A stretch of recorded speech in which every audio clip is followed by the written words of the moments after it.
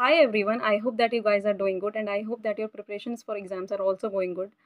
So, hi everyone, I am Arshna Agarwal. I am a chartered accountant and I have also cleared my CS professional exams.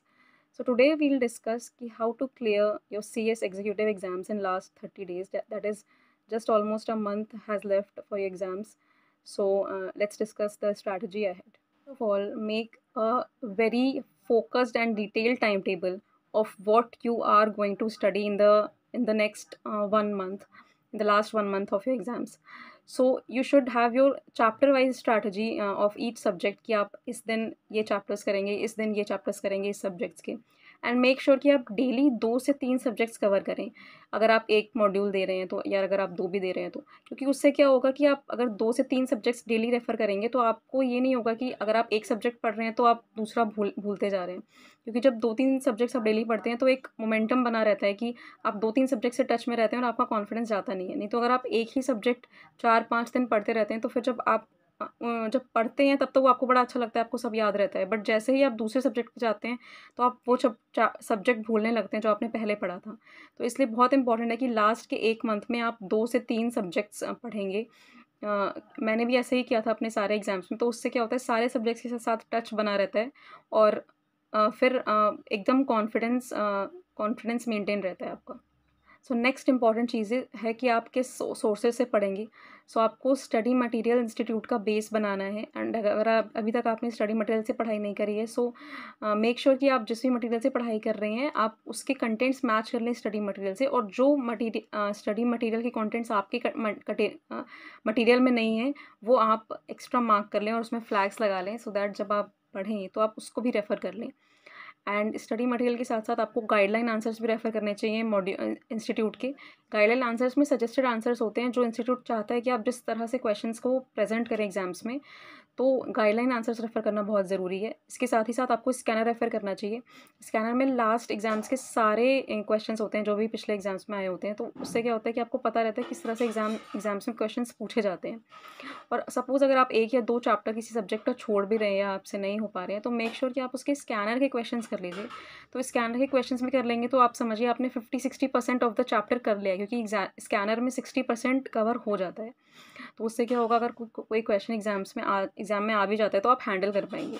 तो कोई भी आपको chapter छोड़ना नहीं है, and by chance अगर आपका छूट रहा है या नहीं हो पा रहा है ड्यू टू टाइम कंस्ट्रेंट्स, तो आप उसके क्वेश्चंस रेफ़र कर सकते हैं स्कैनर से, ताकि आप एग्ज़ाम्स में हैंडल कर पाएँ उसके क्वेश्चन।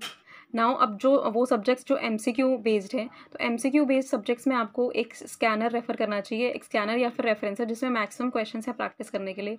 उससे आपको कॉन्फिडेंस आएगा, but also at the same time आपके कॉन्सेप्ट्स क्लियर होने चाहिए। अगर आपके कॉन्सेप्ट्स ही क्लियर नहीं है तो आप कितने भी क्वेश्चंस कर लें, कोई उससे एक्स्ट्रा बेनिफिट नहीं मिलेगा। बट अगर आपने कॉन्सेप्ट्स क्लियर कर लिए, उसके बाद प्रैक्टिस करने के लिए आपको एक एक्स्ट्रा रेफरेंसर होना ज़रूरी है। उसके लिए आप कोई भी रेफ़र कर सकते हैं स्कैनर या रेफरेंसर।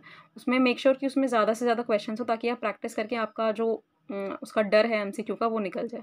ऑल्सो एक अभी से ही आपको 1 डे स्ट्रैटेजी फॉर एग्ज़ाम्स आपकी क्लियर होनी चाहिए। 1 डे स्ट्रैटेजी में आप ये प्लान करेंगे कि आपको किस चैप्टर में कितना टाइम देना है और किस फ्लो में जाना है, और ऑल्सो कि किस चैप्टर में आपको कितना टाइम डिवोट करना है, कौन से चैप्टर्स करने हैं, किस में कौन से क्वेश्चंस करने हैं, तो वो आप अभी से ही मार्क कर लें। जो अगर आपको क्वेश्चंस रेफ़र करने हैं या आपको कोई क्वेश्चन टफ लग रहा है एग्ज़ाम्स के पॉइंट ऑफ व्यू से, या आपको लग रहा है कि उसको एक बार देखना और ज़रूरी है, तो एग्ज़ाम्स के टाइम पे आपको वो मार्क करना बहुत ज़रूरी है। Now coming on to revisions आपको 3 to 4 मिनिमम रिविजन्स करने ही चाहिए। 3 to 4 रिविजन्स करने से क्या होता है, आपके सबकॉन्शियस माइंड में वो बैठ जाता है, एंड देन आप मुश्किल हो जाता है वो भूलना। तो 3 to 4 revisions are very important. So revisions में कंजूसी नहीं करनी है हमें। रिविजन्स 4-5 आप जितने हो सके करिए, बट अगर आपको लगता है कि टाइम नहीं हो पाता है इतने रिविजन्स का, तो आप यूट्यूब से रिविजन्स कर सकते हैं। यूट्यूब में क्या होता है कि सारे सब्जेक्ट्स के रिविजन आपको मिल जाएंगे, किसी भी फैकल्टी के। उसको आपने डबल स्पीड पे कर लिया या 1.5 पे कर लिया, उससे आपका सडनली आपका पूरा एक रिवीजन 10 to 12 आवर्स में हो जाएगा। उससे ज़्यादा बेटर क्या हो सकता है। तो आप उससे भी रिवीजन कर सकते हैं, उससे भी आपको चीज़ें रिटेन करने में बहुत हेल्प करें। एंड लास्टली आपकी राइटिंग प्रैक्टिस होनी चाहिए। अगर आप मॉक्स नहीं लिख पा रहे हैं, अगर आप पूरे 3 घंटे बैठ करके नहीं लिख सकते, आपके पास टाइम नहीं है अभी, तो आप डेली अभी से ही 1 महीना आप आधा घंटा दीजिए एंड जिसमें आप राइटिंग प्रैक्टिस करेंगे, क्योंकि क्या होता है बच्चे पढ़ सब कुछ लेते हैं बट एग्ज़ाम्स में जाके उनको यही नहीं पता होता लिखना कैसे है। तो उन्हें आता सब कुछ होता है बट उन्हें ये नहीं पता उन्हें लिखना कैसे है या प्रेजेंट कैसे करना है, तो वहीं पे वो लैक कर जाते हैं। तो मेक श्योर कि आप अगर मॉक्स नहीं लिख पा रहे हैं तो आप डेली आपकी half an hour to 1 hour की राइटिंग प्रैक्टिस हो, बिकॉज ये बहुत हेल्प करेगा आपको कि एग्ज़ाम्स में कैसे आंसर्स लिखने हैं। That is it for today. If you have not subscribed my channel, then do subscribe the channel, and also if you found the video helpful, then please like the video and share it with your friends. Thank you. Bye bye. Take care.